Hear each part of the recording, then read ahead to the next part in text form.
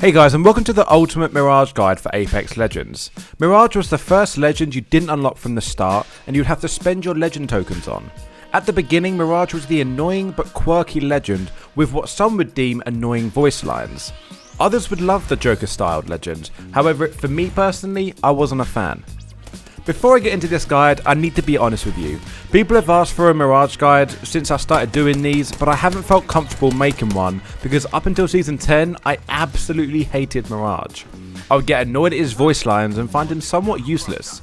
However, I never gave him the time to really properly try. Now, a couple months back, I played him for the first time. I dropped 3,300 damage, and then I knew that I'd wasted 10 seasons of what I could have been destroying with Mirage. But now I am well on my way to maining him.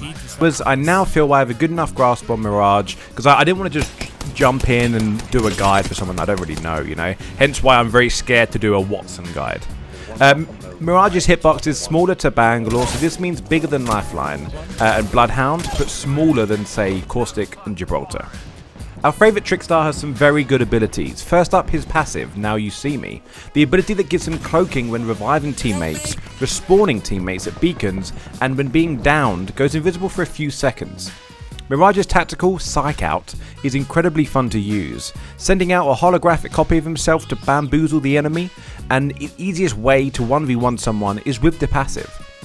Mirage's ultimate isn't as good as his tactical in my opinion, but you have Life of the Party, which will have Mirage drop a team of controllable decoys that he can control with that can really confuse the enemies.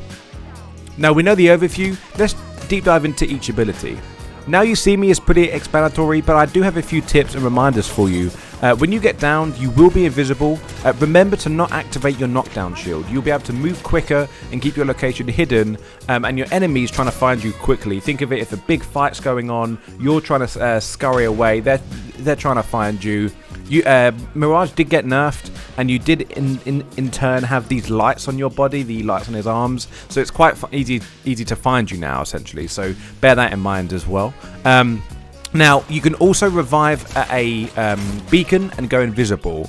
I find this pretty useless if I'm honest, because if you go invisible at a beacon because people are chasing you, your teammate will just jump in and die. It's pretty pointless, but it is what it is. Now, it is a good idea to have the gold backpack if you do not have a Lifeline on the team. So in my opinion, the gold backpack should go to Lifeline and then either Mirage or Gibraltar. I always like Mirage because you go invisible. Gibraltar has to put a shield around, you know. I still prefer the Mirage. Mirage's tactical, Psych Out, is really fun to use. Before getting buffed in Season 8, you wouldn't be able to control the decoy, but you can now, which makes it insanely useful. When sending out a decoy, it will go in a straight line unless you control it to do otherwise. If an enemy shoots your decoy, it will show the position of the enemy to you. Every Mirage has 45 HP, which means it will essentially die by getting shot, but it will flicker if damage below 45 HP is inflicted. When controlling your decoy, it will mimic every move, so don't try and bait people out, as people know that's not normal movement.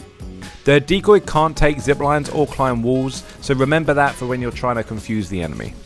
You can also shoot out decoys at the beginning of the game while skydiving that can scare the enemies, thinking that there's 3 teams dropping instead of just you. This doesn't always work, and not in the higher ranks, but it's good to note for kind of casual play. Mirage's ultimate, Life of the Party, is a really good escape tool, but also a way to confuse enemies in the middle of a firefight. All of the decoys are obviously easy destroyed, so make sure you try to move away or around as quickly as possible. If they shoot everyone at the same time, it will reveal you pretty quickly. I found that activating it and then running into a group and spreading it out will further confuse the enemy. You only have a 60-second cooldown, so do not be afraid to use this when you're in a spot of bother or trying to escape, or if you're picking off an enemy away from their team before their team gets back to defend them. We know Mirage's abilities and how to use them, so let's talk about some quick tips and tricks. Mirage is best used up close and personal. Due to the trickery, you need to have full control over the battlefield. What I mean by this is you do not want to get caught out as Mirage, because you have to use your ult to escape, your tactical to escape.